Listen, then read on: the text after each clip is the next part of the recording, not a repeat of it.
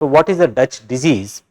So this term basically applies to any state which is dependent on any one sector of its economy heavily, right? The entire economy is dependent on any one sector.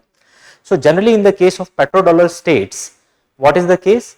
Their economy is totally dependent on the petroleum sector, which actually hurts other sectors. As an analogy, consider the game of cricket in India. Because cricket is so much popular in India, it has affected the growth of other sports.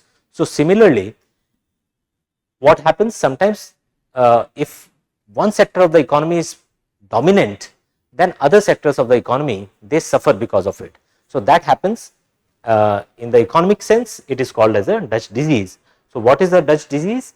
So in the case of a petro state, it is generally considered to be vulnerable to Dutch disease, in which the government of that state develops an unhealthy dependence on natural resource exports, and it results in the neglect of other sectors of the economy, right?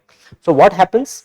The other sectors of the economy, they suffer because of it. Because what happens, for example, Venezuela or any other petrodollar state, if it is too much dependent on earning revenues from petroleum resources, so what will happen? They will produce more and more oil, they will sell it to other countries, their currency will appreciate, the focus of the government will be on developing that oil sector only.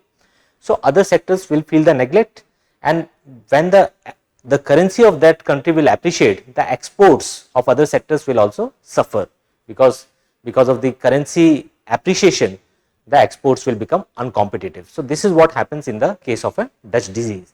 So Venezuela is also a classic example of the Dutch disease. The term has come from Netherlands only, because this was seen or observed for the very first time in Netherlands. Netherlands was also very dependent on its oil sector, and then this term was coined, the Dutch disease.